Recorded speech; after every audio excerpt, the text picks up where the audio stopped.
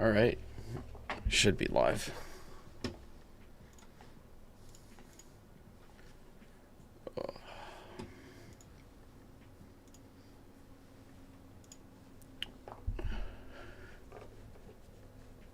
We should be live.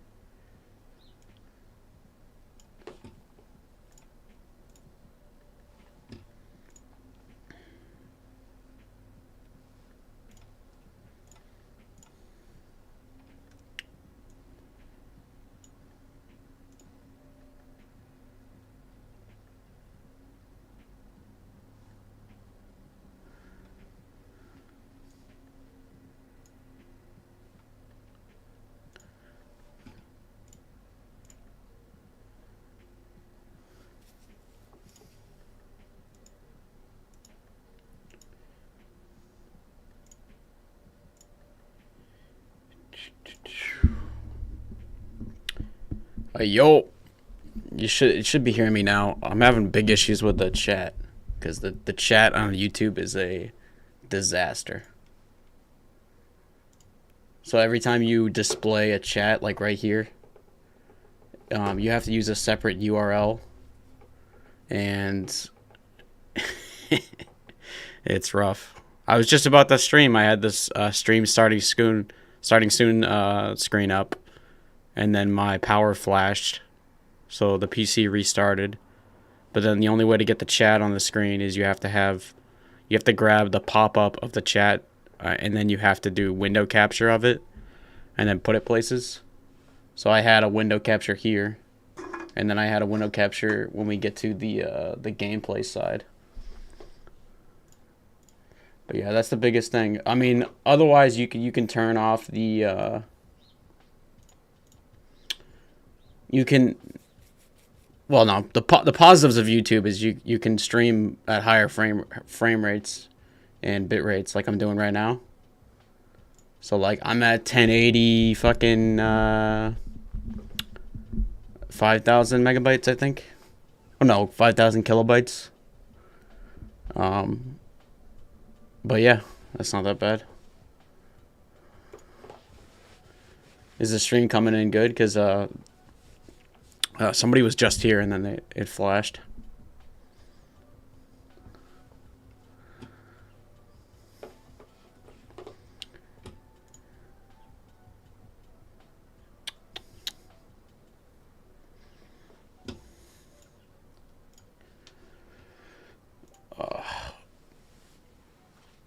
Yeah, it's YouTube. Yeah, it looks good. Yeah, Tom, you can do stuff like you can do like 4K 60. You can go all the way up to 50,000 kilobytes a second if you're capable of doing it. I mean, other than the chat, like I can't figure out the chat thing, and I've looked up so many videos on it. But other than the chat, it's like the same as streaming on Twitch. You just shoot shit through.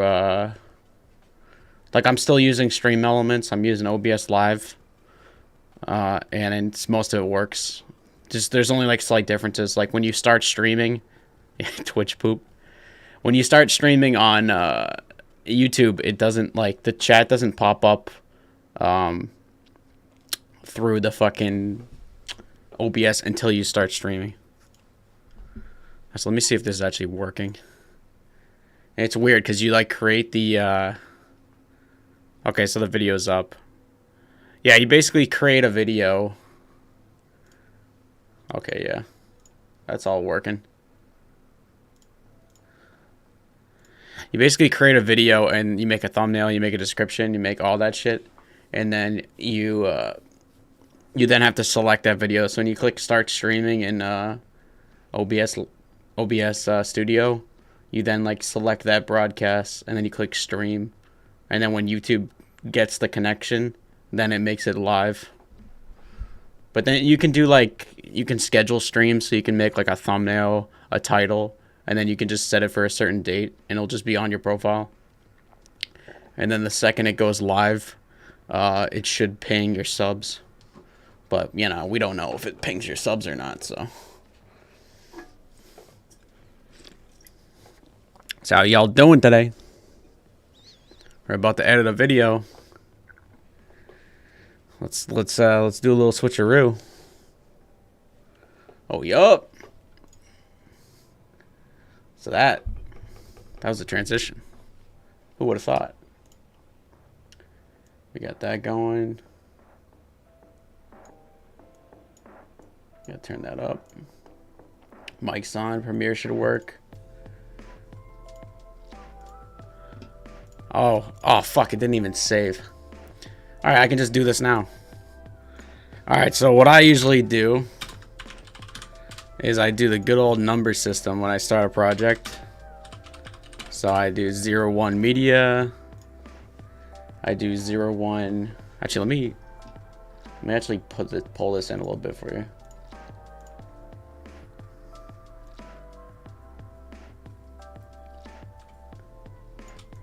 I'm gonna break this a little bigger.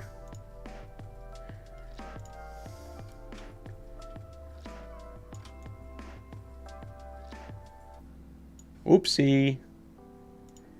Oh no. Alright, now we're cooking. And then we do a little PowerPoint movements going on. You know, a little switcheroo. Alright, yeah, I usually do media, and then I'll do like sequence, for anyone who's watching, sequences, and then I do After Effects, AE, and then I'll call it comps.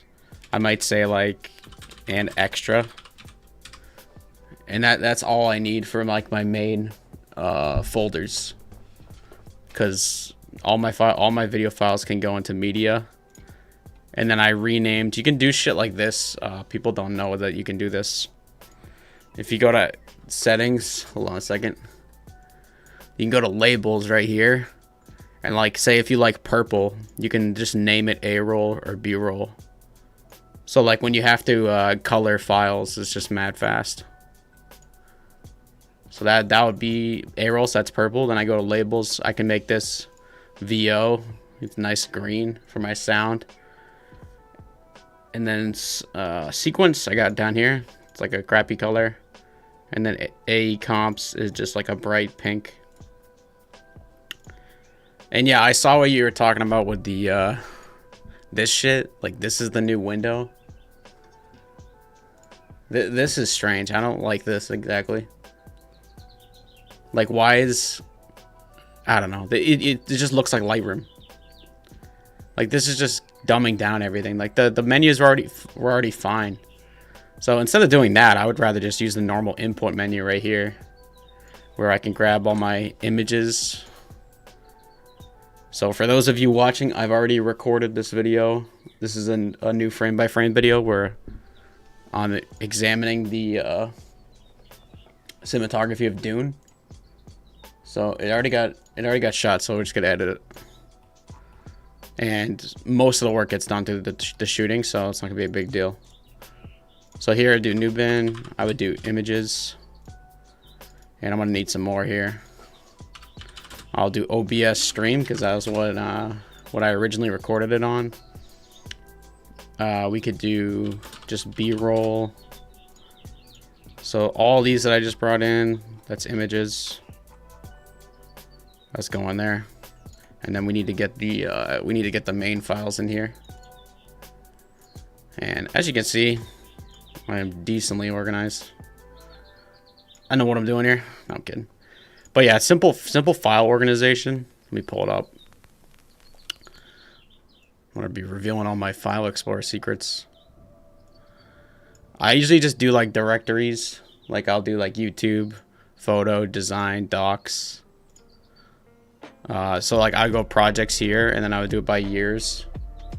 And then if I go up, I would go to my projects here, and then I would just make like a template like this, like footage, audio, project, design.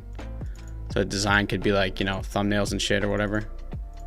And then video sources, so it'd be like images, and then video sources. Video source could be like A-roll, B-roll, whatever the fuck. There we go. And then we're gonna need the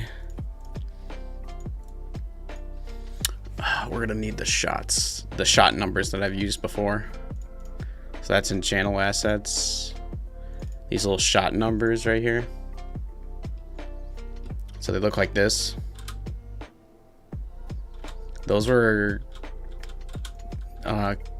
you basically just made I made the file on After Effects and then just changed the number, and then I exported all of them as AVI files, which is the it's like the main After Effects file that you export now. They're pretty hefty in file size, but they're basically like a video PNG.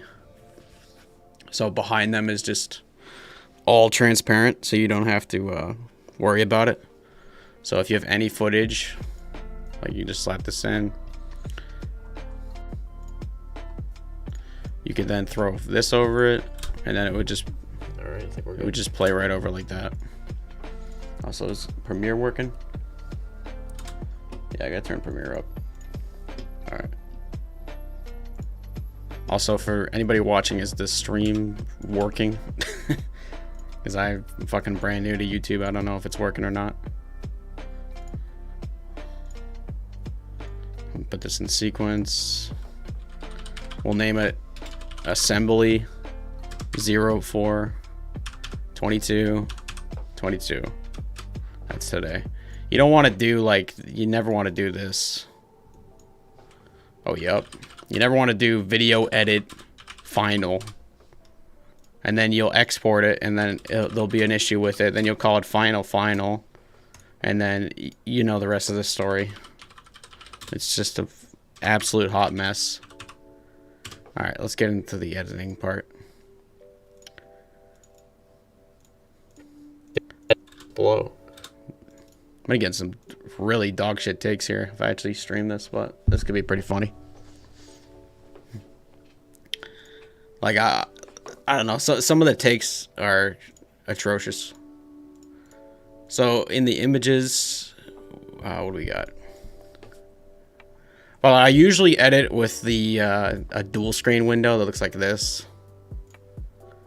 where I have like the whole timeline here, and then all my projects, audio, dials, and effects, all that stuff's on the left screen.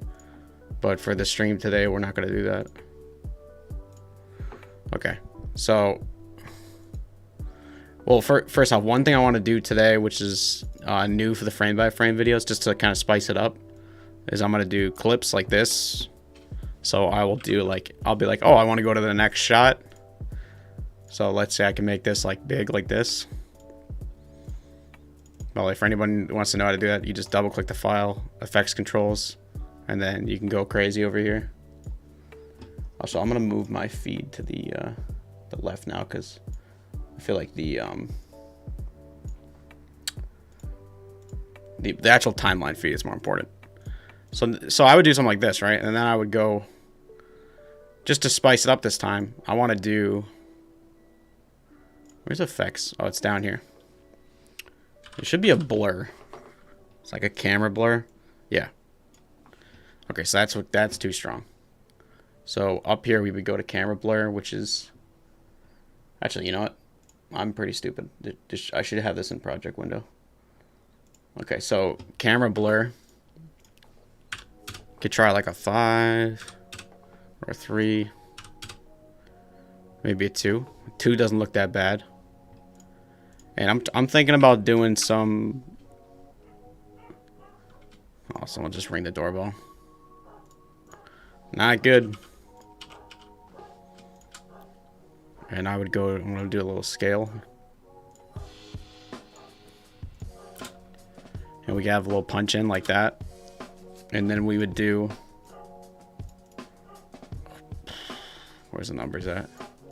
We do something like this. I think I'm gonna do something like this for the future videos, just to kind of make it alive. So we'll do like 150. So shift click, you start 150, the keyframe, end it, and then I would do like, let's see what 200's like. Well, that's the wrong file. And then you would do something like that. And then that, to me, that's what I was thinking. Something like that would be sick. So instead of just like you cut to the next shot and then the number is just at the top of the screen, we could do like a blur. So let's change that to about...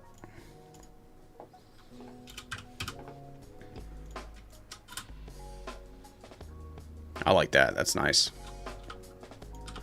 And you could just... And I can bring in a... This one thing I want to get across with this stream for people who watch is the importance of like just make your own transitions, make your own assets, and then export them, because now it's just so easy to just drop things in. So I'm grabbing my white wipe right now, which I made like so long ago. And it's just a simple wipe right here. And all I have to do is find that little frame right there where it just hits the edge of the corner.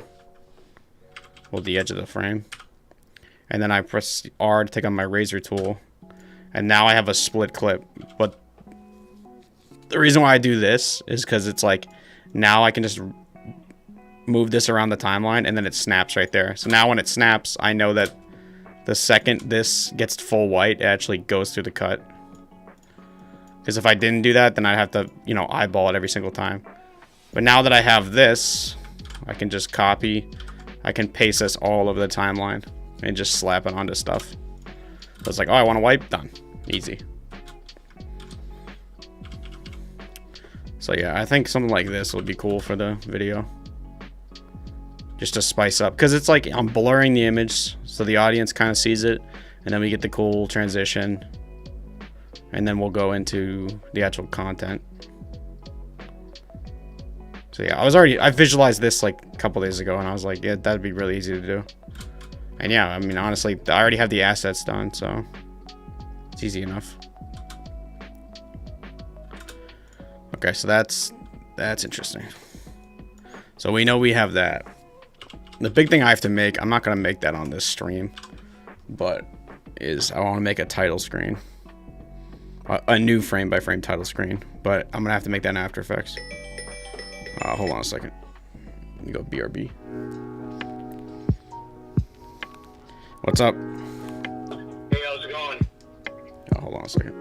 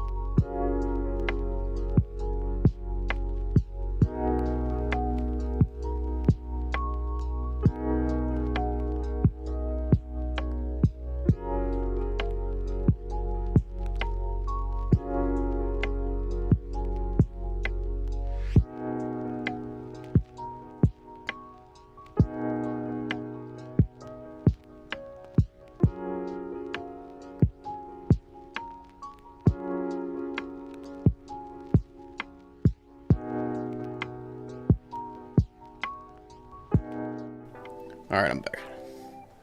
Should be good. Yeah, smart. I usually just reanimate the slide transitions, but it should save so much time over the course of... Yeah, and then it's not even just that. It's that this wipe, this white wipe, or any transition that you create, you can load this into OBS as like a stinger transition. And then you can... I can drag over OBS, but then I'm going to get this... We're going to get the time warp thing here. But, so like this right here, you could do transition overwide. And you could put stinger right here. And then you have to go into scene transitions right here. Properties. And then you have to locate the transition right here.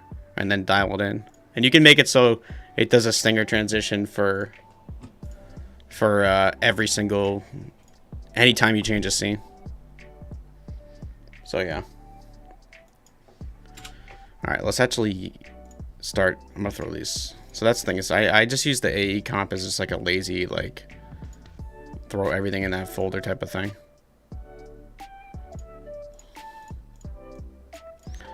Okay, so big thing I've been doing lately, which actually saves me a ton of time, is instead of just like putting a file here and then just watching it and then, you know, in and out editing it, and then like pressing B or whatever the fuck to put it on the timeline. That doesn't really work as well as actually just putting it on the timeline like this. Actually, that's a small file. I'll turn this down a little bit.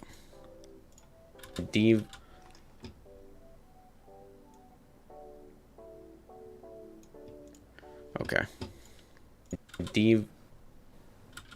What the hell is this file? 17 MP4. All right, rolling.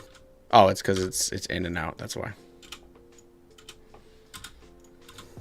So now I'll just throw the whole file on. So this is probably the first like long take I recorded in OBS. Rolling.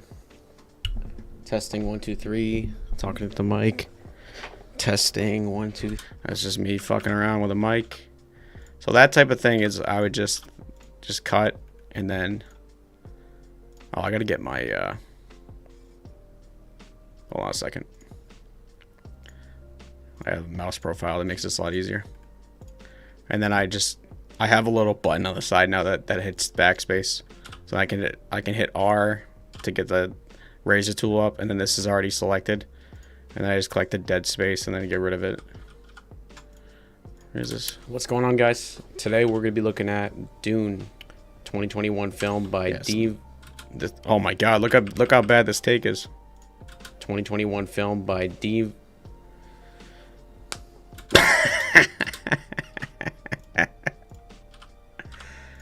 This shit's great. 2021 film by Dev. Golly. Alright, we gotta find a good take. Do for a while now, where I'm going to be going through the cinematography and lighting.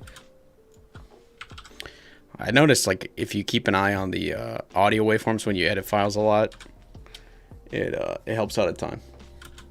What's going on, guys? Like, I can already see, I can just see the breaths. I can see everything. It's very helpful. Like, sometimes if I do a bad take and then I'm looking for like the same take again, I can just recognize like this mound looks like this, and then I see the next mound, it looks the same, and then I can just jump over there, and it's like I don't have to waste time watching up to there. What's going on, guys? Today, finally doing a video I've been waiting to do for a while now, where I'm going to be going through the cinematography and lighting of Dune, directed by Denis Villeneuve and shot. What the fuck? No bat chest? Yo, Zeke G, is that Zach? Who is that? That might be Zach.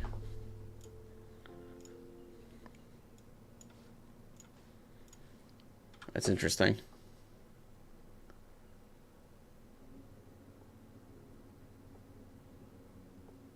I think it is Zach.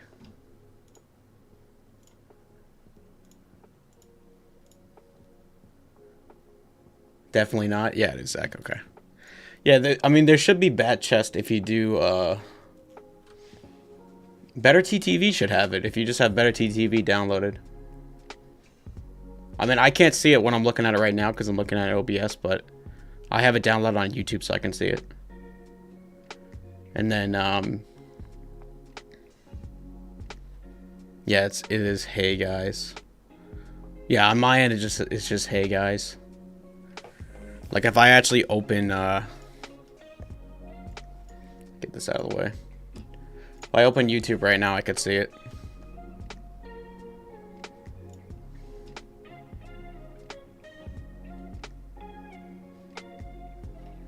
Yeah, I don't see it in the actual file.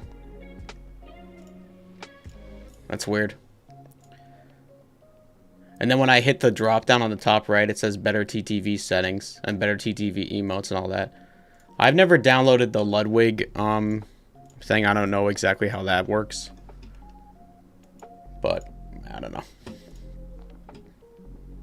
Today, finally doing a video. I've been waiting. This take's kind of lazy. To do for a while now. Better take here. Where I'm going to be going through the cinematography and lighting of Dune, directed by Denis Villeneuve and shot by Greg Fraser. If you haven't seen these types of videos before, this is the frame by frame series. It's intended for, like, you know, beginner, intermediate, even advanced cinematographers. All right, here's a good example. So right here, it's like you say something, it's break. Intended for, like, you say, you know, something, beginner, break. This is where you gotta start doing the ruthless YouTube editing. Just a lazy cut the break. Series. It's intended for, like, and look at that. Series. It's intended. I didn't notice much. If I go back, watch it back. It's intended. It's whatever. Who cares? We'll go back. We'll take it. Kind of lazy, you know. Back in the day, what do you say? Would be sick if you had a tool that used CC to write an auto transcript for you, so you can using the transcript. There actually is tools that do that. There's a tool that does that for people use it now for docs, and it's a separate software, and it'll bring up time code and stuff for what you need. But for me, it's like I don't go through the hassle of doing that because I usually end up doing like I usually only end up doing like 2 to 3 takes any segment. If I get stumped on any segment, it only takes me like 2 or 3 takes, because you just have to relax for a second, try to say it naturally, you know, get through it. And there's so much shit you can just cut out. Like, even if you get through a segment and it's natural, you will, even if you have like ums and ahs, and what I'll do is I say, and I'll say something and I go, and this, and like that can get cut out. That's not hard to cut out. The yeah, I don't know. It's not a big deal. Unless I realize my mic's too loud. Gotta fix that.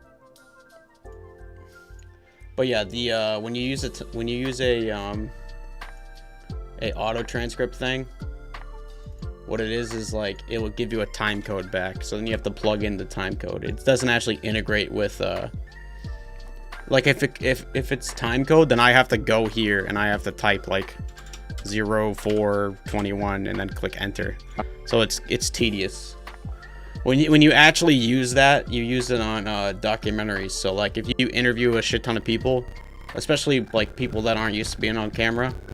Like I had to cut this thing in school for, it was a farmer and he was like talking about the farm, and it's a bunch of him going like, oh, the farm, we're talking about the farm. And it's all like every now and then the guy will say like something like very thoughtful, and what you do is you transcript. I had to manually type out the entire interview. It was like a 2-hour interview, so that's gonna take me like 8-10 hours. It's a slog. Like it drives you nuts. Because I'm a terrible typer. I type like 3. I literally type like 3 buttons at a time, like very slow. But but then once you have that, then you can look through the Word document, and what you do is you type out the text, and then every like 3 or 4 lines you stop and you put a time code in the file on the left side of it. And then what happens is then you can go through that script, and that's called a paper cut. And then within the paper cut, you'll then pull out all the shit that you really like, and then you try to slap it all together in like a I don't know, like 3-4 page document, which becomes like a 10 to 20 minute short doc. You know, the stuff you'll see on like Vice or whatever. And then once you have that, you can then you just make a sound cut of that. So like you just search all the time codes and you throw on the timeline, and then you will you hide the video layer because you don't want the video layer to fuck with you. So like if I turn this video layer off right here now, where I'm going to be going through the cinematography, I can just listen to this and just make cuts, and then I won't be like getting judged by like if I cut here and cut here. I'm waiting to do for a while now, where there's like a stutter right there. 5 head, yeah, it is 5 head. This is all you know, high tech strats right here. No, I'm fucking around. Yeah, I would do they call it a radio cut. This is like old method. This is the thing. That's the thing about film production. It's like there's all these old ways to do things, and a lot of times they're actually like way better ways to do things. It's just people think they just get it, you know, distracted by the software. Like I have all these mouse tools right here. I can just click them, right? So I can click razor tool, click select, and it just seems convenient. But or I could just press R and then do it, press S and then do it. That's the old way to do things. And it's way faster. So yeah, you would get the radio cut, you put the radio cut together, and then once you hear it and you're like, oh, that's a good cut. I like what that guy's saying. Because you cut out all the fluff. And then what happens is, yeah, people had to get in fit. Yeah, when you work with film, you have to be way more resourceful, and you have to think things ahead way further than you used to, because you know, every time you're rolling the camera, it's money's going through the camera. So you had to be a lot more proficient. And the thing is, once you have the radio cut, this is why they call it A-roll and B-roll. So like I'm editing my face right now, do for a while now, which is A-roll, me talking. But if I have if I want this to work right here, like if I want to do like this to this, where I'm going to, and that wasn't that bad of a cut, but sometimes you'll have like, when you listen to it like this, where I'm going to, it'll sound really good, but then when you watch it back, it'll be terrible. And that's why you would have like a B-roll. So you would put like an image over this. So that's the whole thing. Where I'm for a while now. So you would just like cover it, and you'd make it move or whatever the hell. But the thing is you can make a really good radio cut, and then your job is to then find really good B-roll to to cover the spots of the cut where the cuts were noticeable, or the person's head was moving too much or whatever. Because when you do an actual documentary, you can't have like the YouTube style where your head ticks back and forth between cuts. But in YouTube, you can do that. No one cares. Like some of the biggest YouTubers are like, like today on this video, and their head's going like this in between every single take. Yeah, you can't do that on a documentary. On a documentary, you have to have good B-roll between everything. Waiting to do for a while now. I don't do radio cuts for YouTube because it's just, there's no need to. Because I can just watch it back, and if there's a bad cut, I can just make a marker here, and I can literally just say bad cut, and I see this. And then when I come back from my B-roll pass, I'll just slap B-roll over that part. It's not a big deal. Yeah, not a fan of hyper jump cut content. Yeah, the jump cut content is like, I don't know. There's so many like different ranges of it. Like, I'll do jump cuts, but some people do jump cuts like they'll do like 3,000 jump cuts on one 7-minute video. So it's a balancing act. For a while now, where I'm going to be going through the So what I've been doing is like, I want to clean up my takes. Like I have like good takes, but then I just talk like to normal slow tone, which is fine because I'm trying to be like real to my audience. I'm not trying to have this elevated YouTube persona, but I still have to cut it down. Like I shouldn't be having like 2, 3, 4 seconds between talking. Ray William Johnson was the only good one. I wasn't really a fan of Ray William Johnson, to be honest. Waiting to do for a while now, where I'm going to be going through the cinematography and lighting of Dune, directed by Denis Villeneuve and shot by Greg Fraser. If you haven't seen these types of videos before, this is the frame by frame series. It's intended for like, beginner, intermediate, even advanced cinematographers. Yeah, like this is kind of a drag here. Intermediate, even advanced cinematographers. So this type of thing, it's like you can just try cutting it down and see how it plays. Intermediate, even advanced cinematographers. There was no stutter there. Because that's the thing, is my head is staying still as I'm talking, so it's like whatever. But if there was a lot of stutters there, I could just put, I could put a shot of like, I don't know, like a young kid with a camera, and then an older guy with a big camera. You know what I mean? Where I am going to go into my estimations of how they lit and shot. This isn't that bad of a take. Usually, like, when I do these intros, I have such a hard time getting into the mode of, like, shooting a video, so it's just such a fucking slog in the beginning. My estimations of how they lit and shot a scene, and that's an and right there. That's what I was talking about. And this is the pain of editing your own videos right here, guys. And we're to kind of dissect. And you hear shit like that, it hurts your soul. We're to kind of dissect it. My estimations of how they lit and shot a scene. We're to kind of dissect it. Oh, shikers. We're to kind of dissect. Okay, so you bring that down. I use stuff like this where I'll bring this down. So this line right here, I should make this bigger. I press P to use the pen tool, which I can add points right here. So then that lets me pull the audio. So I can fade. What happens is I'm at 0 decibels right now, and I'm driving down. So I'll drive down to there, and I'll just try to like get rid of this, you know, scratchy blurring between lines. Scene where to kind of yeah. So that sounds a lot better. Hopefully you guys can hear this on the stream. I hate how much I don't enunciate. LOL. Yeah, everybody does it. The biggest thing is when you do when somebody sits you down to interview you, and then you listen to the whole edit back. It's like, oh my god. It's like, I did. But the thing is everybody talks like that. But you can interview anybody, and if you do your job good enough, people have good things to say. You can talk to the most brain dead people ever, and like they'll still say like super thoughtful things in like a 20-minute sesh. I mean, that sounds pretty aggressive, but I don't really mean that much. And shot a scene, we're to kind of dissect it from there.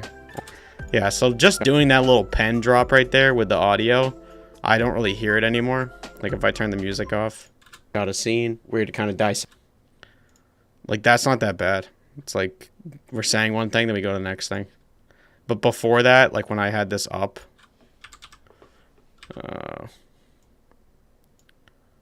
when I had it like there, scene, weird to kind of.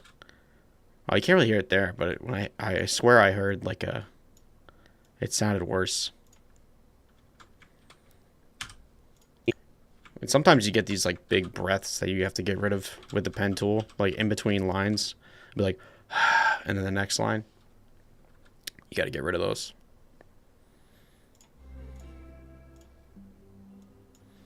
Oh, pulling up my Spotify. I don't know. We're to kind of dissect it from there. Almost like a fun little course type of deal. All right, so that was the end of that. But then I got to see up ahead. So yeah, if you're into that type of thing, I have previous frame. Yeah, so this already sounds bad. So there's probably be another take up ahead that I reset this. My frame videos on Jesse James, In the Mood for Love. So like over here. Hey, hi, I'm Ben Sharp. Oh my god, holy shit, that was bad. Hey, hi, I'm Ben Sharples. I'm a Massachusetts DP and that sounds bad. Photography of Dune, directed by Denis Villeneuve and shot by Greg Fraser. If you haven't seen a frame-by-frame video before, we're just going to be analyzing the cinematography and lighting down to technical terms, and it's more of a. That's an and right there. Yeah, this take actually seems worse than the first one. Estimation of how they shot this type of work, and through that process over a little more of a lengthy video, we can learn a lot. So if you're interested in that type of thing, check my channel. I've done frame by frame videos on. So the other thing too is like if you have 2 long takes of the same thing, I can find spots in this take right here where I can pull out the good bits and mix them with the good bits of the first take to make one big good take. A few films before, and if you're also interested in me doing frame by frames, I got some grapes over here. I'm fucking hungry.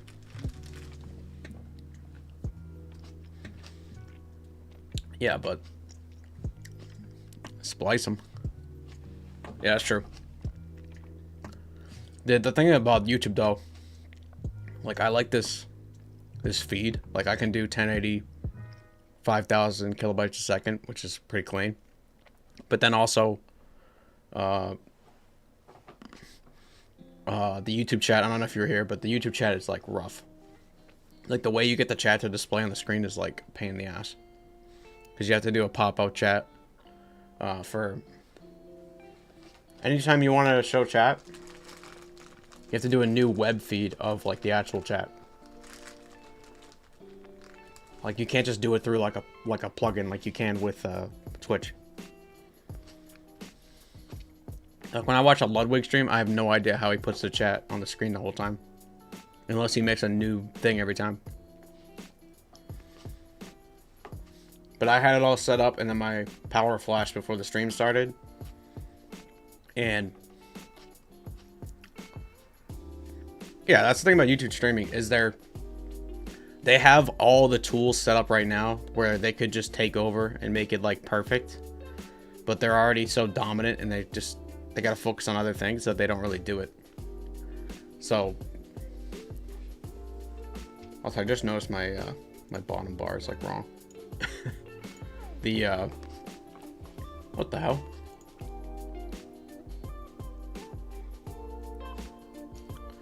This ain't good. Oh no.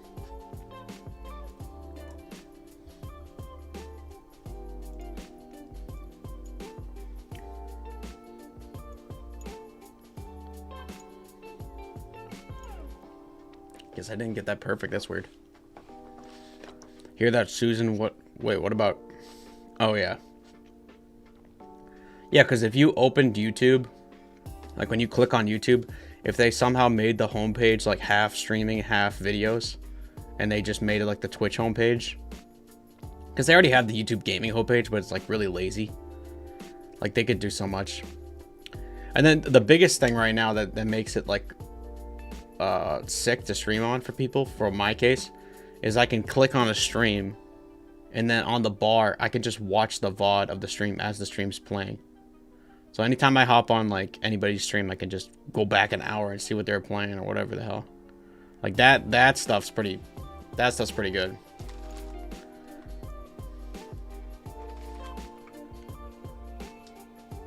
Trying to get this perfect, sorry.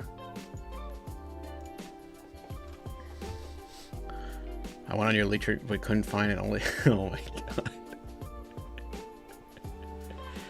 I should make an OnlyFans. I mean, I don't know what I should put on there. I mean, there's a guy in the jiu-jitsu community who has an OnlyFans, and he uses that as a joke.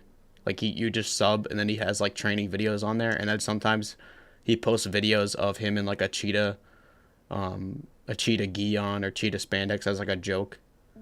I mean, I think his name's Craig Jones. Guy's a fucking legend. But yeah.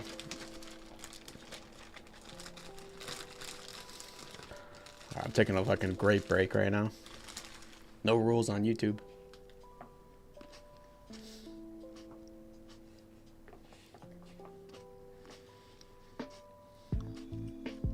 Yo, Zach, try subbing and then unsubbing. Oh, no, unsub and then sub.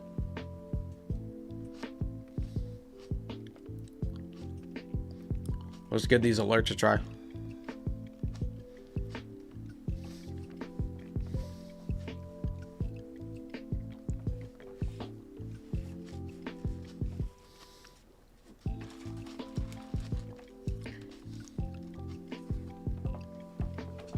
Alright, let's get back to this.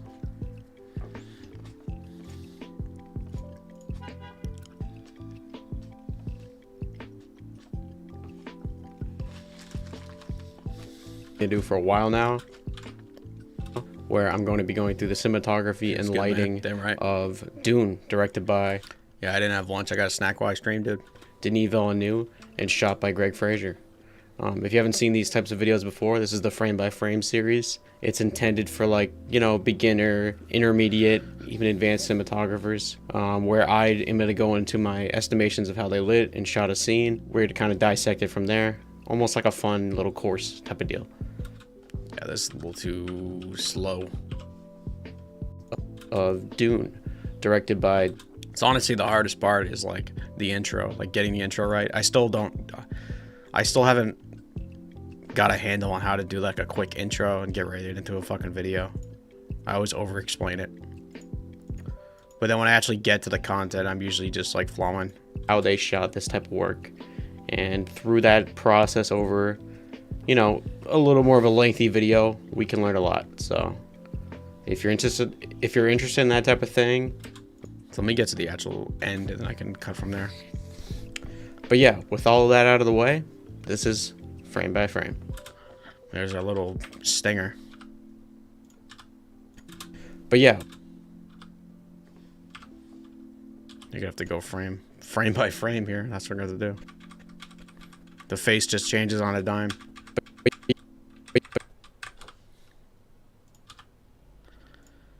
But yeah, with all of that out of the way, this is frame by frame. I stole that phrase from Jesse Kazan, by the way. Tarkov content creator.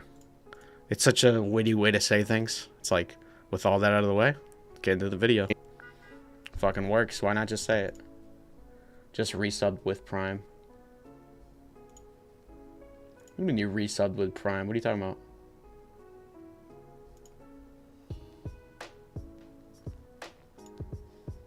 No, the alert should work. Like if you subscribe to the YouTube channel and then if you unsub and then resub, it should work. They're live right now. Unless you're memeing.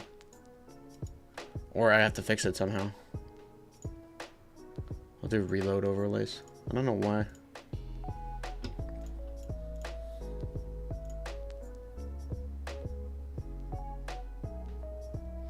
Yeah, my Stream Elements is linked to YouTube now. That I did resub twice. Just isn't working. That's weird. terms, and it's more of a estimation of how they shot this type of work. And through that process over, you know, a little more of a lengthy video, we can learn a lot. That's unfortunate. I don't know why that's not working. To see Batman done in this style, and I'm interested in that. If only things just work right away, you know. And if you're also interested in me doing frame by frames of other films, let me know in the comments below. I mean, yeah, so some of this stuff is like, this is like, I'm basically saying stuff that I should just put at the end of the video. I don't know why I was saying that off the bat. I will, you know what, I'm gonna leave this here and then I'll just start cutting the actual content. Might be disabled for me since I was already a sub, so people can't alert spam. Yeah, maybe it's only new subs.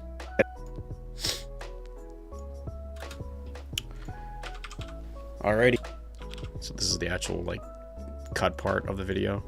So I'd put a wipe here, which I set up when Tom was watching the stream. So I just get the little end frame right there, and then I'm gonna cut it. And now I can get that little snap, and then boom. So right here will be the actual title part that I still have to make in After Effects, it'll just be like frame by frame and like fancy font. It'll have some type of transition to it. I used it before on previous videos, but I didn't. I want to make a new one. Kind of slacking too. I was trying to put out a video every Friday now, but this one will probably be out like early next week. Easy. Oh, there we go. It worked. There's your sub. I don't know why it just worked. Did you just sub, or was that late? Alrighty guys, so today we're going to be going over frame by frame. I made a little credits card for this video. I think I'm going to use these in the future. But yeah, the director of this work was Denis Villeneuve. Fantastic director. If you haven't seen most of his work, you should. And this video is also going to get some music behind it, but I'll do that pretty late in the process. Fantastic director. Fantastic director. If you haven't seen most of his work, you should. And you should. I mean, I'm not wrong. Should. And the DP is Greg Fraser.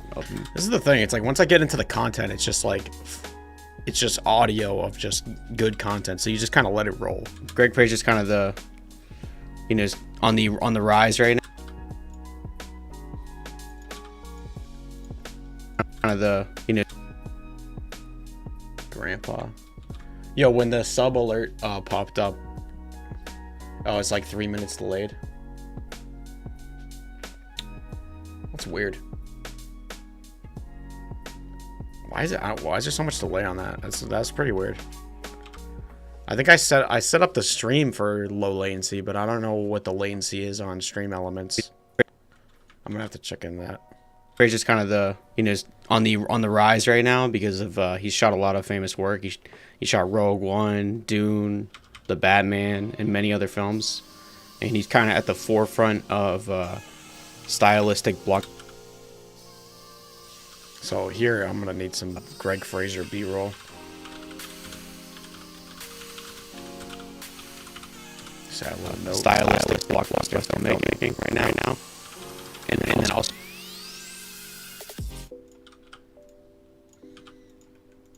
we'll cut this down now. And then also edited by Joe Walker.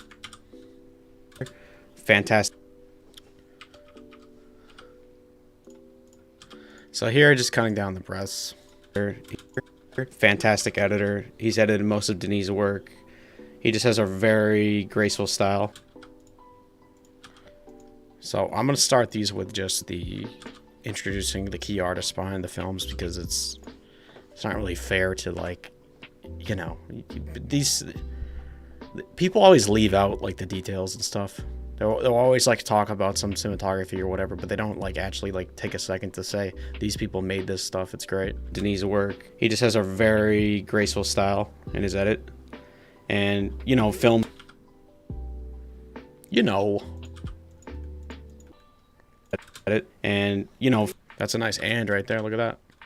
And you know, riveting. And you know, films like Arrival wouldn't fucking I gotta stop saying you know. In his edit. You know, films like Arrival would never be the success they would have been without somebody like Joe Walker to steer that story. And then production design. So here's these little gross breath sounds you can hear. And then ugh. You want to get rid of those.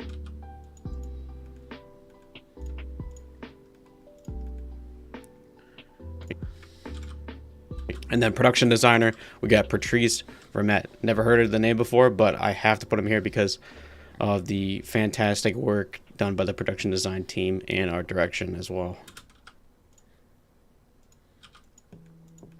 And the format of oh, here we go. Here's a mess up. Well, and the format of oopsie. And the format of Dune. So this is the problem that people do a lot. I do as well. Is you try to say something like this, and the format of, and then when you fuck it up, when you come back for the take, you're just kind of like aggravated with yourself by messing that take up like 2 seconds ago. So then you'll repeat the take like hard and fast like this. And the format of, which is, it's not really like that useful. But the thing is you'll do that, and you'll do that a couple times in the video because you just want to get the take done with and move on. And then when you go into the edit, you then have those moments that you're not really fond of, which is kind of lame, but that's just how it is.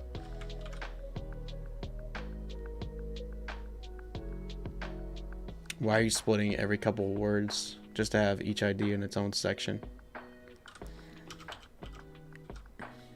I'm just trimming. So like if I'm getting to a word, if I'm getting to a section that's not good, I just cut it up. Like if I want to get rid of this right here, I just cut it, get rid of it, and then I ripple delete back. And I have a keybind for that on my keyboard and my mouse. I'm just going through the assembly cut right now, so I'd be going. I have like the entire file right here, and then I'm just going in across and just cutting out all the fat and just getting it down. And then I'll do another pass, like a rough cut, where I'll actually like listen to it for content. Like, is this part good? Do I need this part or whatever? And then I'll get rid of that stuff. and then I have to do one pass where I start to put the footage over the top, because most of this footage is actually like already handled, because when I shoot this type of video, I shoot it in OBS. So like I recorded myself with the camera up top, and then I have the footage here as I'm like drawing over it. So a lot of this work is already done. So I basically make a Premiere file that I actually go through, and then I start to I'm basically just recording a stream, and then I'll start cutting it down. Yeah, all the useful information, yeah. But the thing is you'll do the assembly cut, and you'll cut things down, and then it's gonna be really long. Like these videos usually look pretty long, like 30-40 minutes sometimes. So because they're just like classes, I guess. So it's better for me to watch it. It's better for me to cut the entire assembly cut, get like the biggest cut I can get that's actually just a clean cut that you can watch from start to finish, and then from there I can then decide, like, should I even keep this part in? Like, am I just retreading the same ground, or is it just dragging on too long? Because I've had things where like I'll do a shot like this up here, and I start talking about this close up and this, and I think it's gonna happen in this video too, where I spend too much time talking about close-ups. So I can then just assess all that when I'm done with the first cut, and then I'll decide which I want to fucking pull. I mean, you've done writing as well. It's really not that different at all, the way you do things. You just have to do multiple drafts. The production design team and art direction as well. And the format of Dune is actually Alexa LF, which is a large format. So I think I have a take here that I end up saying the same thing again. So the actual format of the film is, yeah, right there. Digital ARRI Alexa camera. Then convert is actually Alexa LF, which, and the format of Dune. And this right here, you can see this spike right here, then you can see the spike right here. This is actually the same word that I'm saying. So the format of Dune, it's pretty much the same as well. And the format of Dune is actually Alexa LF, which is a large format digital ARRI Alexa camera, then converted to 35mm print film, and then also scanned back to a digital. So this take is good. So what I ended up doing here is I did this take where I talked about the format right here, but then I end up fucking up the end. So then I end up saying the entire take back. But what happens is I end up saying it like hard and fast because I'm just like aggravated. So the actual, so like here I say it really hard. So the actual, and all I actually need is that ending portion right over here, which is gonna correctly say the ending part of the thought. So I should keep this take, cut this, grab this end, slap it here. Digital print that they, yeah, right here. So I say back to a digital. I just forget the last part of the thought, which is like, oh, they scanned it back to a digital print, and I mess it up. But I gotta get to the end part and actually bring it back over. And then also scanned back to a digital print that. So right here, that's where it would end. So you want to end, like, a lot of times with YouTube cuts, you will end them at the like just at the end of a word, because you want to keep everything as brief as you possibly can.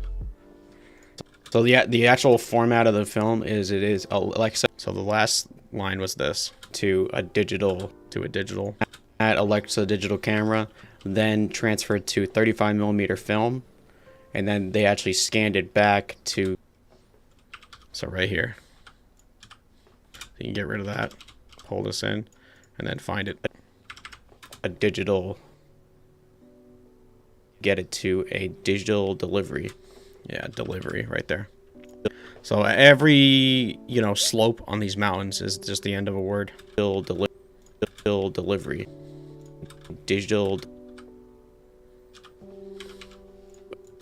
Back to a. So I'll end it at the 2. To a. To a.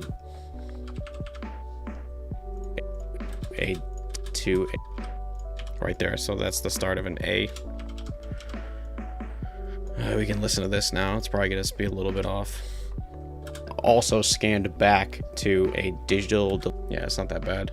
So this thing where you're trying to stitch two words together like this, you can add a effect that makes this a lot easier. So I should have effects here. Yeah. You can do like a constant power, which just kind of puts the two things together and kind of balances them out. To a digital. Yeah, it's just very subtle, but it gets rid of that slight audio hiccup when you switch from take to take. Pretty clean pog, yeah. And a lot of editing, it looks like fast and stuff, but it's just like, I don't know. It's like experience. Like I've edited my voice on plenty of videos now, so it's like I know where I fuck up and where like I end up doing, so I just have to. A lot of times doing the same types of cuts like that, where I do one take, and it's a good take, but then the end of the take, I like start to forget what I'm saying, so I say it really slow. So then I just have to find the next take, and usually the next take isn't that good because I'm trying to rush it out, because I was just like, it's just how your headspace works when you say shit on a camera. So then you find it. Back to a digital delivery, which gave them a specific texture that you will see throughout the film. So like these breaks right here are unneeded, which, yeah, it's just like you don't need that. You can just cut it out. Which gave them, and then especially this part of the video, I'm just showing this. So like my face isn't here, not much is happening. I need to get this like even what I've cut so far, I need to trim this down. It shouldn't be that long. A specific texture that you will see throughout the film. But yeah, let's get on to the what. Right there, that's a mess up. But yeah, let's start the first shot. I hope that's not my last take, is it? Yeah, it is. Whatever. I guess I just have to use it. That's kind of lazy. But yeah, let's start the first shot. So that's it. Which gave them a specific texture that you will see throughout the film. But yeah, let's get on to the what. Yikers. I'm kidding. It's not that bad. But yeah, let's start the first shot. Just sounds kind of apprehensive, but whatever. So yeah. So right off the bat, I want to. Okay, so I'm gonna make a graphic here that I was showing at the beginning of the stream, where I'm gonna show the image, which I have to find here. I gotta change the way I can display these. Where's the button? Oh, there it is. Okay, so this is the first shot. So I'm gonna do 1, 2, 3, probably like 4 seconds here. Bring this down. And then we're gonna do some wizardry here to make it look nice. So scale it up. And then we'll do keyframing, which is right here.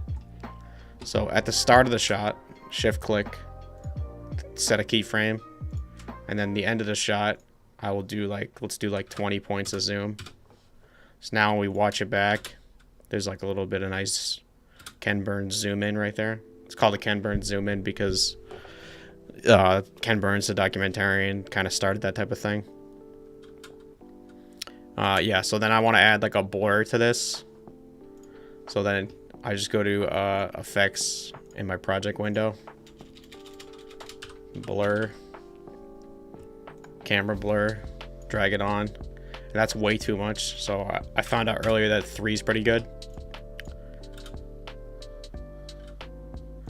Okay, actually we could do something cool here too. Where we put a keyframe, and then at the end of the frame, we go to 0.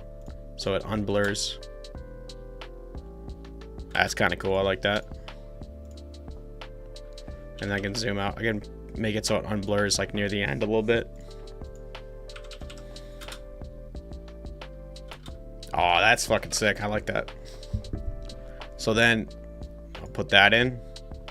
And I have my shot numbers, which is, I've made these before in After Effects that I use.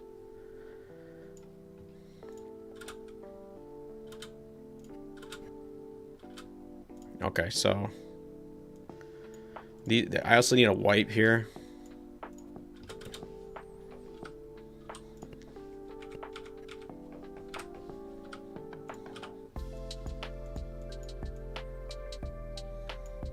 So this needs to be on the cut.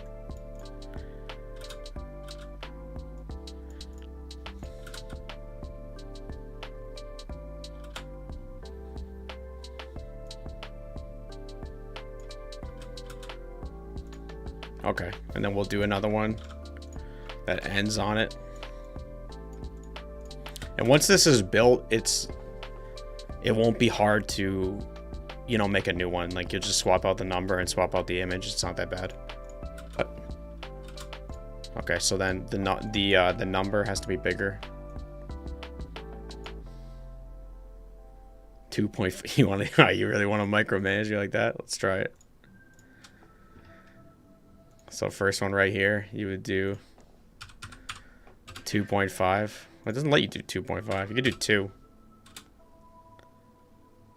Yeah, that's not bad. I kind of like it where it starts off pretty blurry. And then I got to get this, so I shift click this. I want to get this down to 150. Start keyframe. And then I will end this at 175 probably.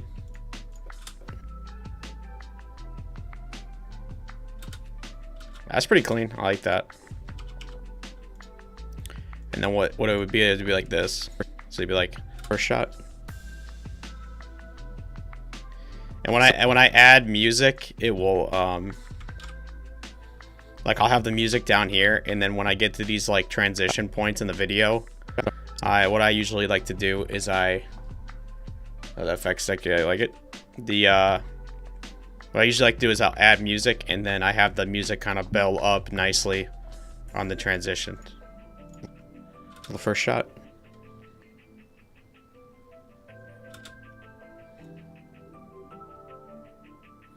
Yeah, so here, I should honestly try doing the wipe sooner. Let's see how that looks. So right off the, nah.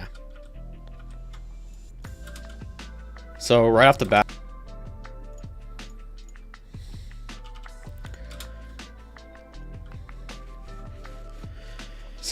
bat, I want to start off with close-ups because. So music right here would be like this. So I can actually bring in a song right now and show you what I mean. Let me get out of here. I hate using these. Sometimes I have to use them to see the files, but those little tiles in the project window can be an absolute pain to work with. So I'll go to YouTube. So it wasn't in here. It was in the. You just use this for example for now. Hopefully I don't get copyright strike here. But. So that's way too loud. I've been using this vaporwave music, but it hasn't been. Sorry for backseating. No, it's fine. I mean, you've been here for a while. I mean, if you want me to fiddle with the dials and stuff and see how stuff plays, I'm down for it. The first shot.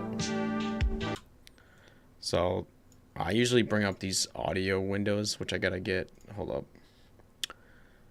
Audio clip mixer. Yeah, this gives you a good. This right here gives you a good view of things. Film. But yeah, let's. So rule of thumb is like, you want like usually like 20 decibels between your voice and the music you're using if you're talking over the music. Also scanned back to a digital delivery, which gave them a specific texture. So I'm really about like, I'm like -8 decibels mostly in the VO. So I should be like probably like 28 decibels at max on the music. So when I play this, but yeah. So I can even just play it solo. So then I can just turn this dial.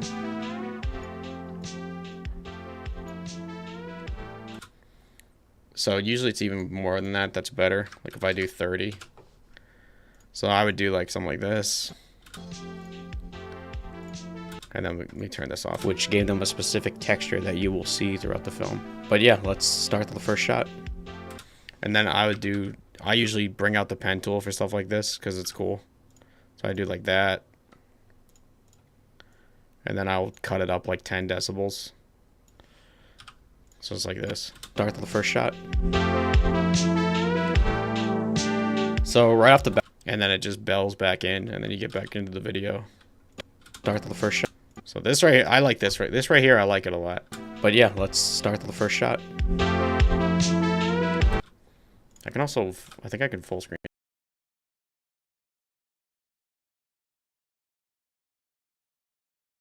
The first shot. So right off the bat, I want to start off with. That's pretty good. I like that. That's pretty good. That's not bad. That's better than previous videos where we had. What I did is I would do stuff like this where. Why is it not let me hold up? It's not letting me select that. That's weird.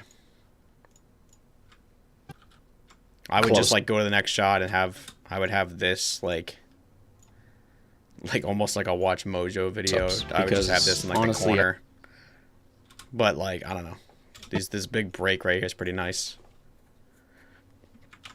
And with this red bar, that means it's not rendered, which like the software has to kind of compute it. So like I can hit enter right here, and it'll render out the previews.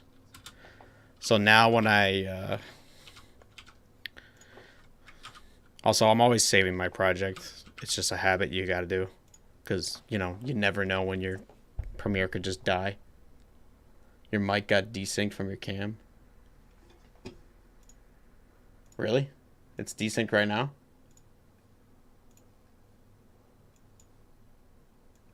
There should be a latency on.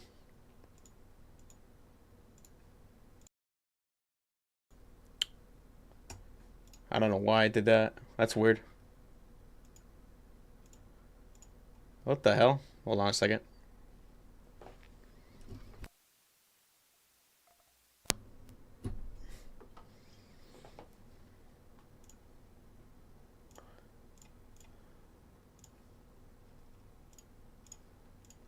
How about now? Is that working now? What the hell?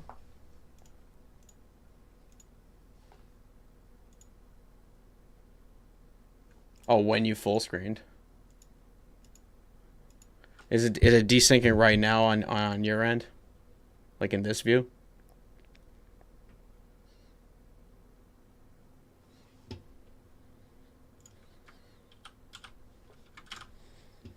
I can actually hold on a second. I know how to fix this, I think.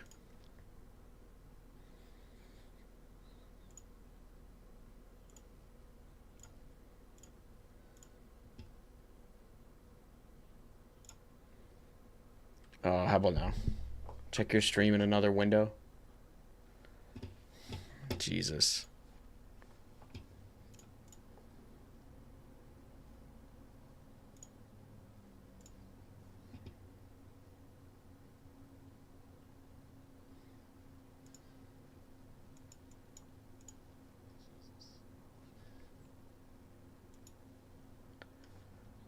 Wow.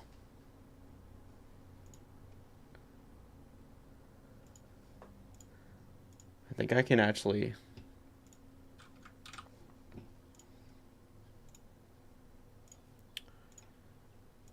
Alright, hold on a second. I'll close that. And then we will get rid.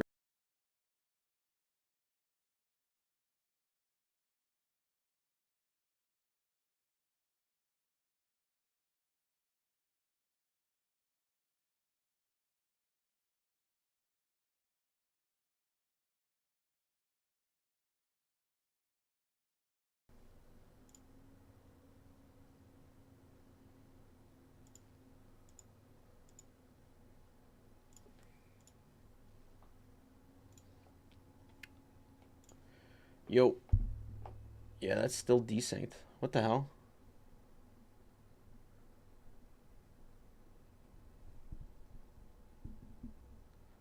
Yeah.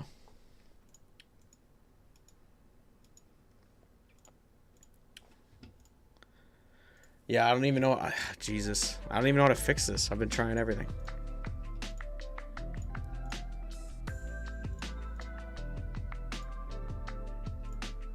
Somehow Adobe just butchered it.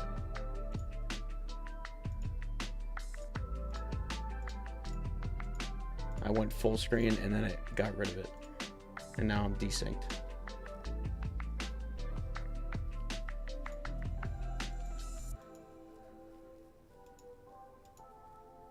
Restart cam. It's probably not the cam, actually. I can try.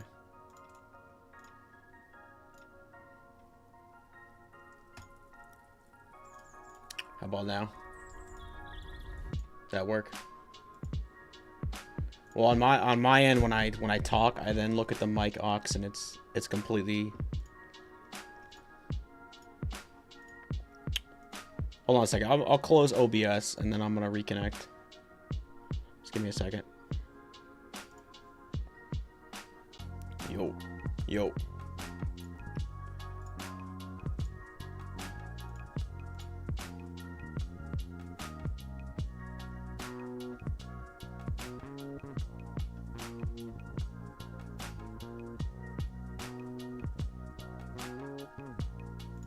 Should be working now. I don't know why that happened.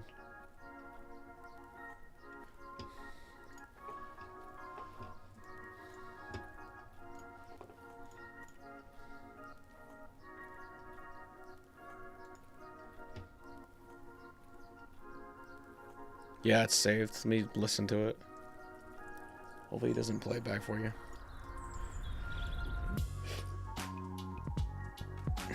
Testing 1 2 3.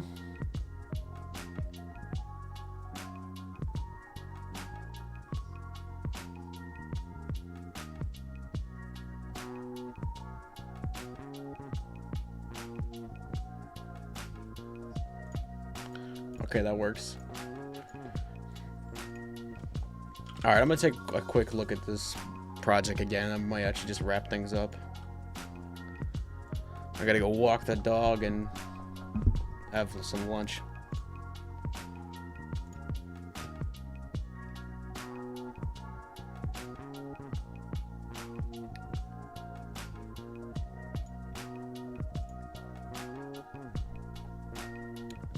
Yeah, so now I know it's like I should not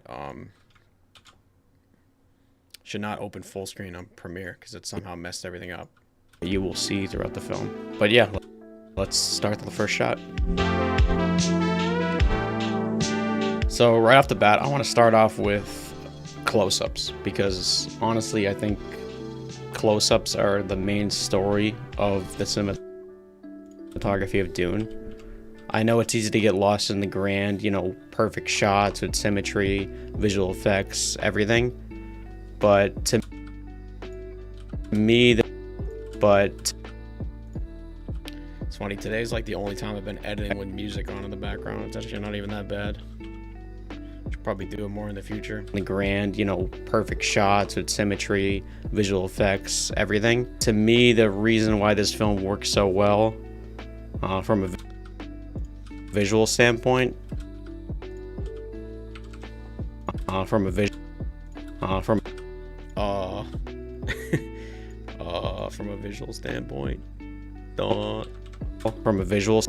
standpoint, it comes down to, first off, the photography of the characters.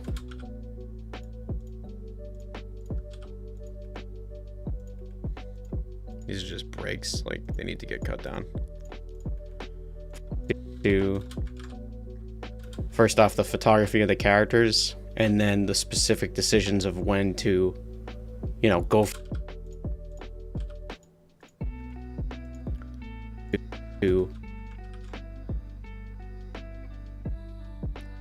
Oh yeah, that's all you said. Yeah, that was a good D&D session last night.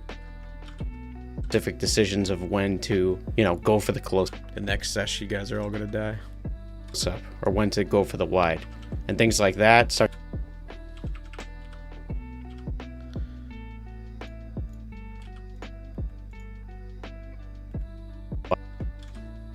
wide, and things like that start to really stand out in this film.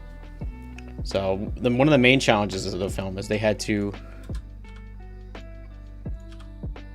out in this film.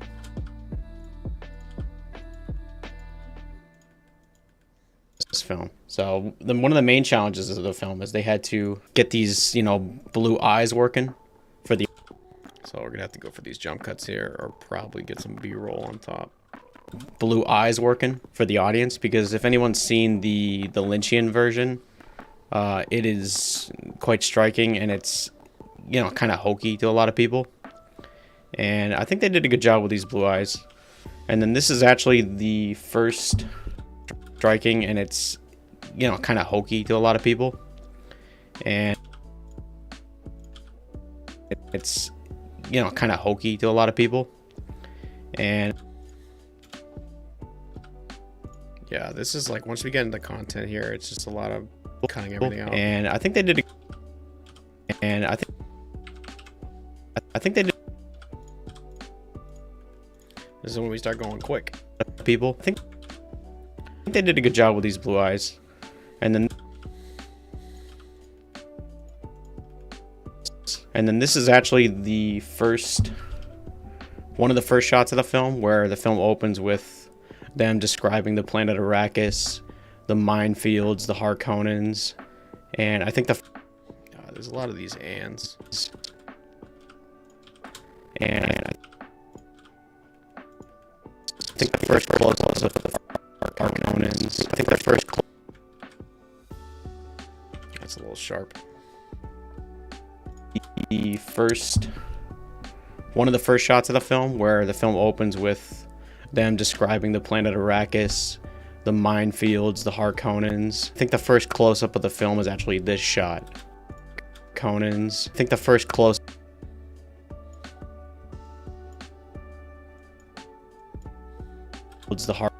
Builds the Harkonnens.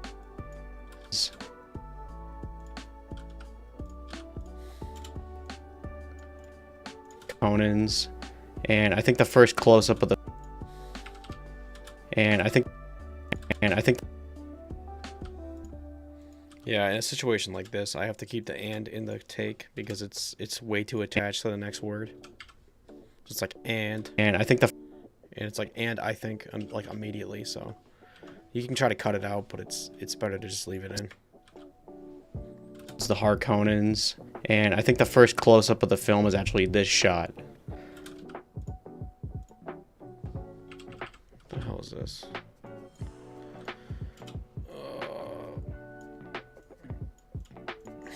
Of Chani, you know.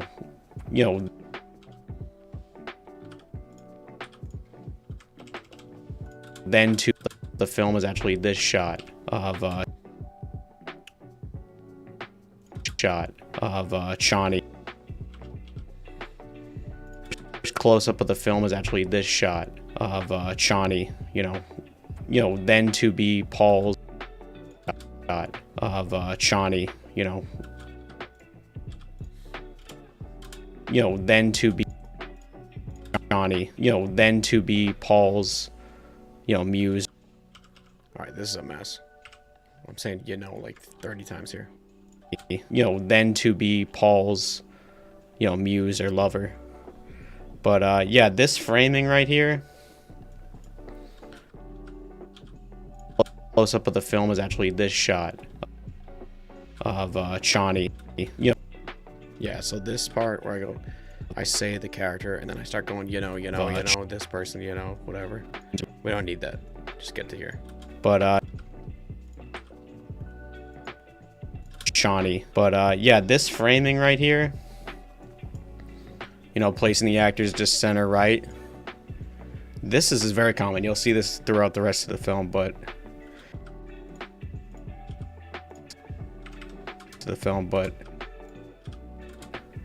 and then also